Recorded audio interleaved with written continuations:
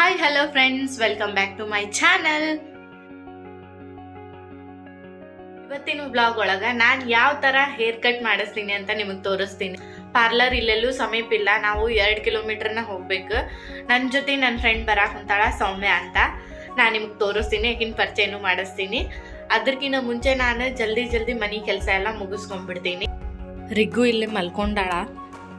ಅದ್ರೊಳಗನ ನಾನು ಕೆಲಸ ಮುಗಿಸ್ಕೋಬೇಕು. ಪಟ್ ಅಂತಂದು ನಾನು ಕೆಲಸ ಮುಗಿಸ್ಕೊತೀನಿ. ನೋಡ್ರಿ ಇಲ್ಲೇ ನಾವು ಕಾಟ್ರಸ್ ಒಳಗೆ ಕಾಟ ಮೇಲೆ ಹಾಕಿದ್ರೆ ರಿಗ್ಗು ಬೀಳ್ತಾಳ ಅಂತ ಅಂದು ಈ ಥರ ಜೋಳ್ಗಿ ಕಟ್ಕೊಂಡ್ಬಿಟ್ಟೀನಿ. ನಾನು ಸೀರೆ ಊರಿಂದನ ತೊಗೊಂಬಂದಿದ್ದೆ, ಅದಕ್ಕೆ ಈ ಥರ ಮಾಡಿಬಿಟ್ಟೆ. ನಾನು ಬಟ್ಟೆನ ತೊಳೆಯೋಕ್ಕಾಗಲ್ಲ ರಿಗ್ಗು ಕರ್ಕೊಂಡು, ಅದಕ್ಕೆ ವಾಷಿಂಗ್ ಮಿಷಿನ್ ತೊಗೊಂಡಿವಿ ನಾವು. ಅದ್ರೊಳಗೆ ಹಾಕಿಬಿಡ್ತೀನಿ ಎಲ್ಲ ಬಟ್ಟೆನೂ. ಇಲ್ಲಿ ಬಟ್ಟೆ ತೊಳೆಯೋದೂ ಕಷ್ಟನೇ ಐತಿ, ಯಾಕಂದ್ರೆ ಹೊರಗೂ ಕೋಲ್ಡ್ ಇರುತ್ತೆ. ನಡೆದಾಗಿಂತ ಬರೋ ನೀರು ಸತೇನೂ ಮುಟ್ಟೋಕ್ಕಾಗಲ್ಲ, ಅಷ್ಟು ಕೋಲ್ಡ್ ಆಗಿರ್ತಾವೆ. ನಮ್ಮ 4 ಜನದ ಬಟ್ಟೆಗೆ ಇಲ್ಲೇ ವಾಟರ್ ಲೆವೆಲ್ 5 ಆದರೆ ಸಾಕು ಅಂತ ಅಂದ್ಬಿಟ್ಟು ನಾನು 5 ಸೆಟ್ ಮಾಡಿಕೊಂಡೆ. 5 ಸೆಟ್ ಮಾಡಿಕೊಂಡ್ರು ಅಷ್ಟ, 4 ಸೆಟ್ ಮಾಡಿಕೊಂಡ್ರು ಅಷ್ಟ. 39 ಮಿನಿಟ್ಸ ತೋರಿಸುತ್ತೆ ಇದು. ರಿಗ್ಗು ಮುಕ್ಕೊಂಡಿದ್ಲಲ್ಲ, ಕಿಚನ್ ಒಳಗೆ ಏನರ ಬಾಂಡೆ ಸಾಮಾನು ಬಿದ್ದು ಅಂದ್ರೆ ಸೌಂಡ್ ಆಗ್ತವೆ ಅಂತಂದು ನಾನು ಹೀಟ್ರ್ ಹಾಕಿದ್ದೆ, ಆ ಸೌಂಡ ಬರುತ್ತೆ. ಮತ್ತು ಈ ಫ್ಲವರ್ ನಾನ ಮಾಡಿದ್ದು ನೋಡ್ರಿ, ಹೆಂಗೆ ಕಾಣಕ್ಕೆ ಕುಂತೈತಿ ಅಂತ ಕಮೆಂಟ್ ಮಾಡಿರಿ. ನಾನು ಇವತ್ತು ರಾಗಿ ಮುದ್ದೆ ಸಾಂಬಾರು ಮಾಡಬೇಕು ಅಂತ ಅಂದ್ಕೊಂಡಿದ್ದೀನಿ. ನಾನು ಸಾಂಬಾರಿಗೆ ಇಲ್ಲಿ ಎಲ್ಲ ವೆಜಿಟೇಬಲ್ಸ್ ಎಲ್ಲ ಹಾಕಿ ಮತ್ತು ಬೇಳೆ ಹಾಕಿ ಕುದಿಸಿ ಇಟ್ಕೊಂಡಿನಿ. ಇದಕ್ಕೆ ನಾನೀಗ ಮಸಾಲೆ ರೆಡಿ ಮಾಡ್ಕೊತೀನಿ. ಸ್ವಲ್ಪ ಮಸಾಲೆ ಹಾಕಿದ್ರೆ ಸ್ವಲ್ಪ ಗಟ್ಟಿ ಬರುತ್ತೆ, ಅದಕ್ಕೆ ನಾನು ಕೊಬ್ಬರಿ ಮತ್ತು ಸಾಂಬಾರ್ ಪೌಡರು, ಧನಿಯಾ ಪೌಡರ್ ಇದನ್ನೆಲ್ಲ ಹಾಕಿ ಮಸಾಲ ರೆಡಿ ಮಾಡಿಕೊಂಡು ಆಮ್ಯಾಗ ಅದಕ್ಕೆ ಒಗ್ಗರಣೆ ಕೊಡ್ತೀನಿ. ಆ್ಯಕ್ಚುಲಿ ನಮ್ಮ ಉತ್ತರ ಕರ್ನಾಟಕದ ಕಡೆ ಎಲ್ಲ ಸಾರಿ ಕೊಬ್ಬರಿ ಹಾಕೋದಿಲ್ಲ, ಭಾಳ ಕಡಿಮೆ ಹಾಕೋರು. ಮೈಸೂರು, ಹಾಸನ ಇಲ್ಲೆಲ್ಲ ಅವ್ರು ಸಾಂಬಾರಿಗೆ ಕೊಬ್ಬರಿ ಬೇಕು ಅವರಿಗೆ. ಡೈಲಿ ಕೊಬ್ಬರಿನ ಯೂಸ್ ಮಾಡ್ತಾರೆ ಅವರು. ನಾವು ಪಲ್ಯಕ್ಕೆ ಸತ್ಯಕ್ಕೆ ಹಾಕಿರ್ತಾರೆ ಅವರು ಕೊಬ್ಬರಿನ. ಅದಕ್ಕೆ ನಾನು ರಾಗಿ ಮುದ್ದೆಗೆ ಸ್ವಲ್ಪ ಗಟ್ಟಿ ಸಾಂಬಾರು ಬೇಕು, ಅದಕ್ಕೆ ಕೊಬ್ಬರಿ ಹಾಕೊಂಡು ರುಬ್ಕೊಂಡು ಹಾಕಿದ್ರೆ ಸ್ವಲ್ಪ ಗಟ್ಟಿ ಬರುತ್ತಲ್ಲ, ಅದಕ್ಕೆ ನಾನು ಹಿಂಗೆ ಮಾಡಕೊಂತೀನಿ.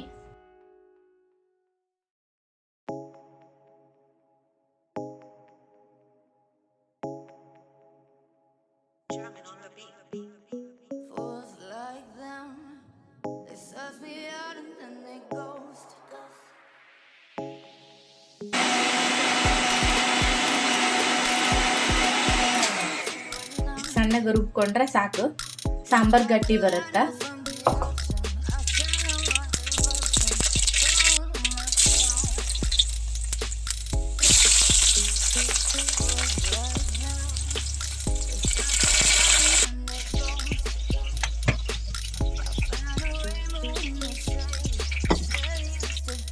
ಬೆಲ್ಲ ಹಾಕಿ ನೋಡ್ರಿ ನೀವು, ಟೇಸ್ಟ್ ಸೂಪರ್ ಆಗಿ ಬರುತ್ತೆ.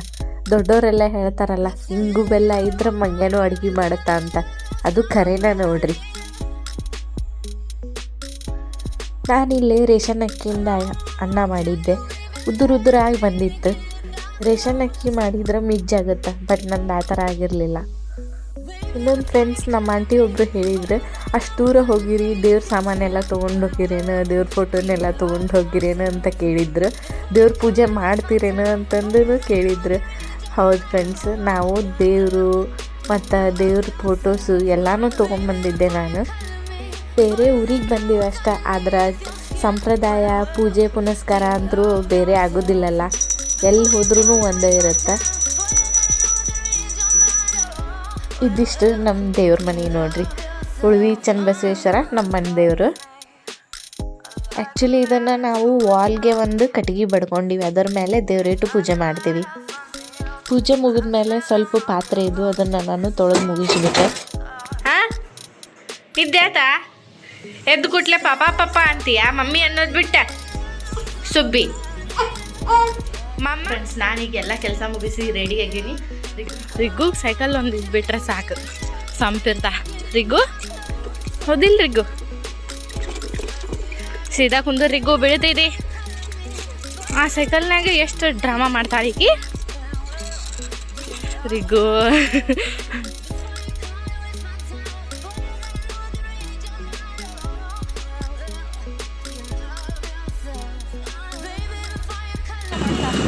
ನಾನೀಗ ಸೌಮ್ಯನ ಜೊತೆ ಹೊಂಟೀನಿ. ಇದು ನಾವು ಹೋಗೋ ರೂಟು. ಫ್ರೆಂಡ್ಸ್, ಇಲ್ಲೇ ನೀವು ನೋಡಾಕೊಂತೀರಲ್ಲ, ಇದು ಪಾರ್ಲರ್. ಇದು ಕಾಂಪ್ಲೆಕ್ಸ್ ಒಳಗೆ ಐತಿ. ಮೆನಿಕ್ಯೂರ್, ಪೆಡಿಕ್ಯೂರ್ ಮತ್ತು ಹೇರ್ ಸ್ಪಾ ಎಲ್ಲನೂ ಮಾಡ್ತಾರೆ. ಮಸಾಜ್ ಸೆಂಟರೂ ಐತಿ ಅನ್ಸುತ್ತೆ. ಅದ್ರ ಬಗ್ಗೆ ನನಗೆ ಅಷ್ಟೊಂದು ಗೊತ್ತಿಲ್ಲ. ನೀವೇನಾದರೂ ಹೋಗಬೇಕು ಅಂದ್ರೆ ಕಾಂಪ್ಲೆಕ್ಸಿಗೆ ಹೋಗಿ ಒಂದು ಸರಿ ಕನ್ಫರ್ಮ್ ಮಾಡ್ಕೊರಿ. ಇಲ್ಲಿ ನೋಡ್ರಿ, ಮನೆ ಒಳಗೆ ತಲೆ ತೊಳ್ಕೊಂಡಿವಿ ಅಂದ್ರೂ ಬಿಡಲಿಲ್ಲ ಇವ. ಮತ್ತು ಅಲ್ಲಿ ತಣ್ಣೀರಿಂದ ತಲೆ ತೊಳೋದಪ್ಪ. ನೀರರ ಭಾಳ ಜುಲು ಅನ್ನೋಕಂತು ಅವು ತಲೆ ಮ್ಯಾಗ ಹಾಕ್ದಂಗೆಲ್ಲ ಥಂಡ್ ಹತ್ತಕ್ಕೆ ಶುರು ಆಗಿತ್ತು.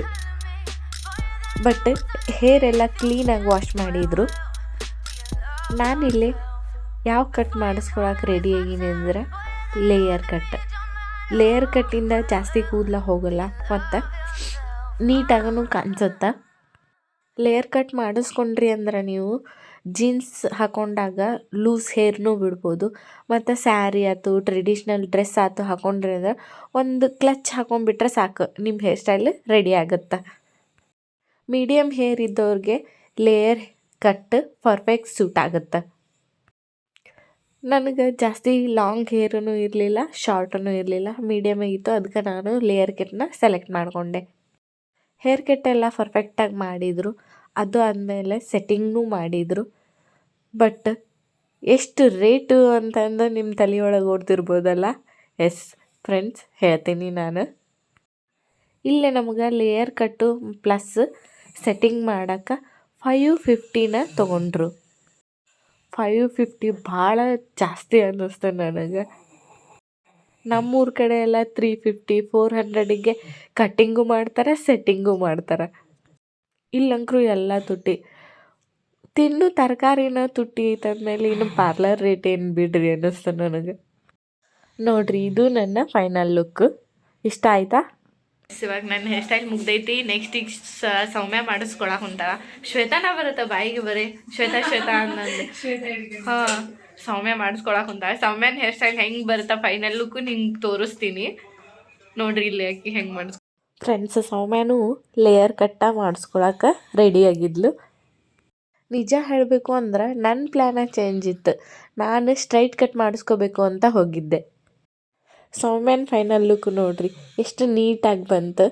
ಆಕಿನ ಫೇಸ್ಗೆ ಅದು ಪರ್ಫೆಕ್ಟ್ ಸೂಟ್ ಆಯಿತು. ಸಾಮಾನೆಲ್ಲ ತೊಗೊಂಡು ಹೊಂಟೀವಿ ನಾವು ಇವಾಗ. ಶಾಪಿಂಗ್ ಮುಗೀತು.